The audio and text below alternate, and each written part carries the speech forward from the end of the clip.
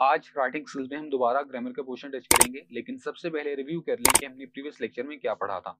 तो previous lecture में हमने टेंस के बारे में पढ़ा कि टेंस क्या होता है। एक टेंस जुमले में मौजूद एक्शन का टाइम होता है। उसके बाद हमने उसकी टाइप्स पढ़ी, 3 टाइप्स होती हैं, पास्ट, प्रेजेंट एंड फ्यूचर। और उसके बाद हमने उनकी फर्दर 4 टाइप्स पढ़ी, indefinite, continuous, perfect and perfect continuous.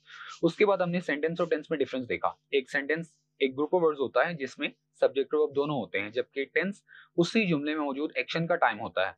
उसके बाद हमने वर्ब की फॉर्म्स देखी। 4 फॉर्म्स होती हैं, first form, second form, third form and ING form. और हमने उनके रूल्स देखे और हमने ये देखा कि थर्ड फॉर्म और आईएनजी फॉर्म से पहले कुछ खास हेल्पिंग वर्ब्स इस्तेमाल होती हैं। थर्ड फॉर्म से पहले हैज, हैव, हैड, इनमें से एक हेल्पिंग वर्ब इस्तेमाल होती है। और आईएनजी फॉर्म से पहले is, am, are, was, were and be, इनमें से कोई एक हेल्पिंग वर्ब लाजमी इस्तेमाल होती है। उसके बाद हमने लास्ट पर इंग्लिश लैंग्वेज का वर्ड ऑर्डर देखा और वो एसवीओ था, यानी सबसे पहले सब्जेक्ट, फिर verb and then object. So let's start our today's lecture. और आज हम टेंसेस की जानी मूव करेंगे और सबसे पहले हम कॉन्टिन्यूअस टेंसेस देखेंगे। कॉन्टिन्यूअस मतलब पास्ट का कॉन्टिन्यूअस भी, प्रेजेंट का भी और फ्यूचर का भी। सो सबसे पहले मैं आपको एक इंपॉर्टेंट चीज बता दूं जो कि आपकी टेंसेस में बहुत ज्यादा हेल्प करेगी, वो ये कि which form of verb is used in continuous tenses. तो कॉन्टिन्यूअस टेंसेस में एक चीज कॉमन है, वो ये कि इनमें सेम फॉर्म ऑफ वर्ब इस्तेमाल होती है। और वो कौन सी फॉर्म है? ING form of the verb. तो हर कॉन्टिन्यूअस टेंस में, चाहे वो पास्ट का है, चाहे प्रेजेंट का है, चाहे फ्यूचर का है, उसमें हमेशा वर्ब की आईएनजी फॉर्म ही इस्तेमाल होगी। So now let's begin our tenses. सबसे पहले हमारे पास past continuous tense. Past continuous tense ऐसा टेंस होता है जो कि हमें ये बताता है कि पास्ट के टाइम में कोई एक्शन कंटिन्यू था, यानी माजी के टाइम में कोई एक्शन जारी था। और सबसे पहले हम इसका स्ट्रक्चर देख लें। सबसे पहले सब्जेक्ट इस्तेमाल होगा और हम ऑर्डर पढ़ चुके हैं, आपको ऑर्डर बताया जा चुका है कि इंग्लिश लैंग्वेज का ऑर्डर है सब्जेक्ट, वर्ब एंड ऑब्जेक्ट। तो यहां से एक चीज अब आपको मेमोराइज हो जानी चाहिए कि सबसे पहले जुमले में सब्जेक्ट आता है, जुमले में सबसे आखिर पर हमेशा ऑब्जेक्ट आता है और दरमियान में वर्ब आता है। और वर्ब की बस फॉर्म चेंज होती रहती है, उससे पहले हेल्पिंग वर्ब चेंज होता रहता है।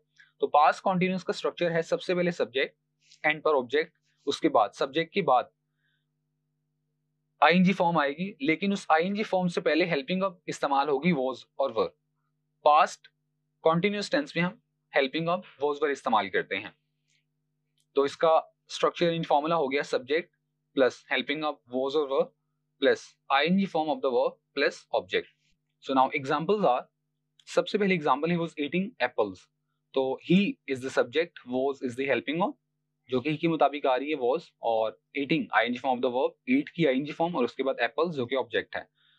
और नेक्स्ट एग्जांपल है आई वाज हैविंग ब्रेकफास्ट। तो आई इज द सब्जेक्ट है, वाज हेल्पिंग वर्ब आ गई, और उसके बाद हैविंग जो कि आईएनजी फॉर्म है हैव की, और उसके बाद ब्रेकफास्ट जो कि ऑब्जेक्ट है। Next example is the boys were making a noise. The boys is the subject है, वर हेल्पिंग वर्ब है, मेकिंग जो कि आईएनजी फॉर्म है वर्ब की, मेक की, और उसके बाद अ नॉइज जो कि ऑब्जेक्ट है। इसके इस्तेमाल यानी पास्ट कॉन्टिन्यूअस टेंस आप कब इस्तेमाल कर सकते हैं, वो ये हैं। सबसे पहले इस्तेमाल, past continuous tense is used to show an action that is going on at some time in the past। यानी ये ऐसे एक्शन को जाहिर करने के लिए इस्तेमाल होता है जो कि पास्ट में किसी वक्त में जारी था। यानी कोई भी ऐसा एक्शन जो कि आप प्रेजेंट से पहले पास्ट में किसी टाइम पर कर रहे थे और वो जारी था, कंटिन्यू था, उसको जाहिर करने के लिए पास्ट कॉन्टिन्यूअस टेंस इस्तेमाल होता है। और इंपॉर्टेंट बात ये कि उस एक्शन का जो कि आप पास्ट में कर रहे थे, कंटिन्यू था, उसका टाइम मेंशन भी हो सकता है और मेंशन नहीं भी हो सकता। So let's see some examples. It was getting darker, अंधेरा छा रहा था। तो ये पास्ट की बात हो रही है क्योंकि वो यहाँ पे पास्ट को शो कर रहा है, और आईएनजी फॉर्म ये शो कर रही है कि एक्शन कंटिन्यू था और पास्ट में कोई एक्शन कंटिन्यू था, जारी था, लेकिन उसका टाइम मेंशन ही कब अंधेरा छा रहा था। Next example is we were watching TV all evening. हम सारी शाम टीवी देख रहे थे। तो यहाँ पे भी इस रूल के मुताबिक ये एग्जांपल है कि इसमें जो एक एक्शन है वो पास्ट के एक खास टाइम में जारी था, कंटिन्यू था। और हमारे पास लास्ट एग्जांपल है, I was running at 5 o'clock yesterday. कल 5 बजे मैं भाग रहा था। तो यहाँ पे टाइम मेंशन है, यहाँ पे भी इस जुमले में भी एक एक्शन पास के टाइम में किसी खास टाइम में जारी था, और वो जो टाइम है वो यहाँ पर मेंशन है, that is 5 o'clock yesterday. Next use of this tense is it is used to describe some past event, यानी ये किसी माजी के वाकये के बारे में कुछ बताने के लिए इस्तेमाल होता है। जैसे he was laughing madly at the wedding, आप कोई वेडिंग अटेंड करके आए हैं और उसके बारे में आप अपने फ्रेंड्स को किसी बता रहे हैं कि, और आप किसी शख्स के बारे में बात करें कि he was laughing madly at the wedding, वो शादी पर पागलों की तरह हंस रहा था। तो या ये भी इस्तेमाल है इसका कि आप पास्ट कॉन्टिन्यूस टेंस को किसी पास्ट इवेंट को डिस्क्राइब करने के लिए इस्तेमाल कर सकते हैं। Next tense is present continuous tense. Present continuous tense ऐसा टेंस होता है जो कि ये शो करता है कि प्रेजेंट के टाइम में कोई एक्शन कॉन्टिन्यू है। सबसे पहले इसका स्ट्रक्चर हम देख लेते हैं। वही स्ट्रक्चर होगा, सब्जेक्ट पहले आएगा, ऑब्जेक्ट एंड पर आएगा, फिर चूंकि कॉन्टिन्यूस है तो आईएनजी फॉर्म आएगी, बस हेल्पिंग ऑफ चेंज है। पास्ट में हम वॉज वर्ब को इस्तेमाल कर रहे थे और प्रेजेंट में हम इज एम आर इस्तेमाल करेंगे। So the structure is subject helping of is am are plus ING form of the verb plus object. Examples are he is eating apples, वो सेब खा रहा है, तो इज यहाँ पर प्रेजेंट को शो कर रहा है और आईएनजी यहाँ पर कॉन्टिन्यूटी को शो कर रहा है। और ये जो सेंटेंस है he is get eating apples, ये उसी फॉर्मूले के मुताबिक है। ही सब्जेक्ट, उसके बाद हेल्पिंग ऑफ इज, उसके बाद आईएनजी फॉर्म ईटिंग और उसके बाद एप्पल्स जो कि ऑब्जेक्ट है। आई एम हैविंग ब्रेकफास्ट, तो ये भी उसी की एग्जांपल है, बस वॉज वर्ब की जगह इज एम आर लगा दिए, एम लगा दिए ताकि वो प्रेजेंट के कॉन्टिन्यूस में शिफ्ट हो जाए। और next example is the boys are making a noise, तो पास्ट के एग्जांपल में यहाँ पर वर्ड था और यहाँ पर इसको प्रेजेंट में शिफ्ट करने के लिए आर लगा दिया गया। नाउ अब प्रेजेंट कॉन्टिन्यूस टेंस की क्या यूसेस हैं वो हम देख लेते हैं। सबसे पहले इस्तेमाल इसका, it is used to show an action that is going on at the time of speaking, यानी अगर आप किसी शिक्षक से बात कर रहे हैं, जिस वक्त आप किसी को कुछ बता रहे हैं, उस वक्त अगर कोई एक्शन कंटिन्यू है तो उस एक्शन को शो करने के लिए टेंस इस्तेमाल होता है। Like she is singing, bracket में लिखा है नाउ, मतलब अभी वो गा रही है। अगर कोई पर्सन आपको बता रहा है कि शी इज सिंगिंग, वो गा रही है, तो बोलने के दौरान इसका मतलब है कि जब वो बात कर रहा है तो इस दौरान वो कहीं पर गा रही है। Next sentences, the boys are playing hockey, जो लड़के हैं वो हॉकी खेल रहे हैं, मतलब इस वक्त वो हॉकी खेल रहे हैं। Another use of this tense is it is used for a temporary action. Temporary means आरजी, जो कि वक्ती हो। Temporary action which may not be actually happening at the time of speaking.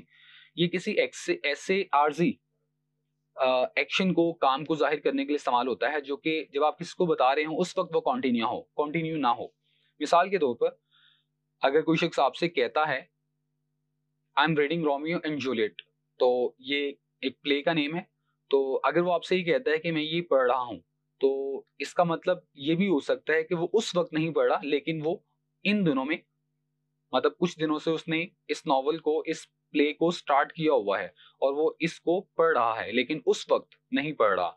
I am reading Romeo and Juliet, so but I am not reading at this moment, लेकिन मैं इसको इस वक्त नहीं पढ़ रहा, ऑल्दो मैं इसको काफी देर से पढ़ रहा हूँ और आगे भी पढ़ूंगा।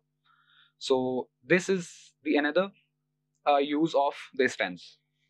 Next use of this tense is it is used to show an action that has already been arranged to happen in the near future. यानी किसी ऐसे एक्शन को जाहिर करने के लिए इस्तेमाल होता है जो कि ऑलरेडी मुस्तकबिल, आने वाले मुस्तकबिल में, करीबी मुस्तकबिल में अरेंज हो चुका हो कि ये हैपन होगा, अकर होगा। मिसाल के तौर पर I am going to the cinema tonight, मैं आज रात सिनेमा जा रहा हूँ।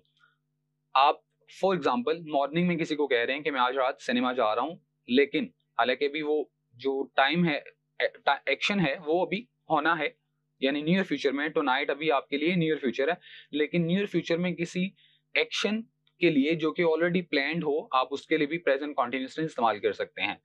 एक और एग्जांपल है my uncle is arriving tomorrow, तो ये भी प्लान्ड है, एक नियर फ्यूचर में एक एक्शन प्लान्ड है, तो उसके लिए भी आप प्रेजेंट कंटीन्यूअस टेंस इस्तेमाल कर सकते हैं। सो ये वाला एक और इस्तेमाल था प्रेजेंट कंटीन्यूअस टेंस का।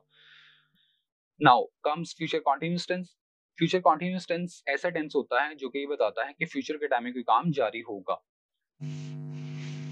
सो इसका स्ट्रक्चर ये बन जाएगा, लेकिन एक और इंपॉर्टेंट बात, शेल हमेशा आई और वी के साथ इस्तेमाल होगा।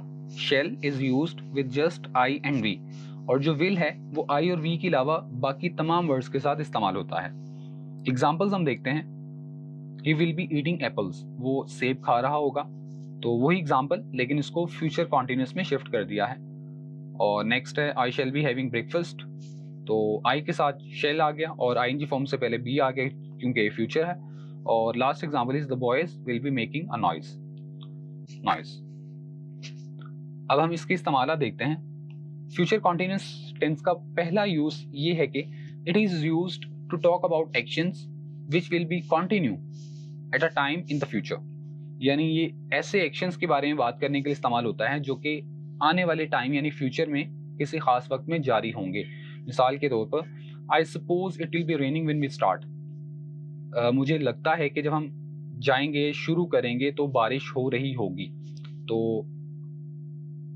यहाँ पर ये जुमला ऐसे एक्शन को शो करने के लिए इस्तेमाल हो रहा है जो कि आने वाले वक्त यानी फ्यूचर में किसी खास टाइम में जारी होगा। Another example is this time tomorrow I will be sitting on the beach in Singapore.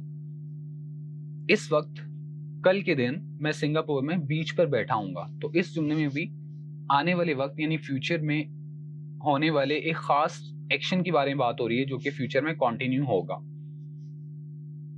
Another use of this tense is it is used to talk about actions in the future which are already planned or which are expected to happen, यानी ये future में उन actions के बारे में बात करने के लिए इस्तेमाल होता है जो कि ऑलरेडी प्लान हो चुके हों और जो जिनके बारे में एक्सपेक्टेशन हो कि वो होंगे। और ये इस्तेमाल बिल्कुल सेम है जैसे हमने प्रेजेंट कॉन्टिन्यूस का पढ़ा था जो कि नियर फ्यूचर में हम इस्तेमाल कर सकते हैं। For example I will be staying here till Sunday, मैं यहाँ संडे तक रुक रहा हूँगा। और इसको हम ऐसे भी चेंज कर सकते हैं I am staying here till Sunday. तो इस यूज में आप प्रेजेंट कॉन्टिन्यूस टेंस भी इस्तेमाल कर सकते हैं और आप फ्यूचर कॉन्टिन्यूस टेंस भी इस्तेमाल कर सकते हैं। Next example is he will be meeting us next week, वो अगले हफ्ते हमसे मिल रहा होगा। तो इस जुमले में भी नियर फ्यूचर या फ्यूचर में ऑलरेडी प्लान्ड एक्शन के बारे में बात हो रही है।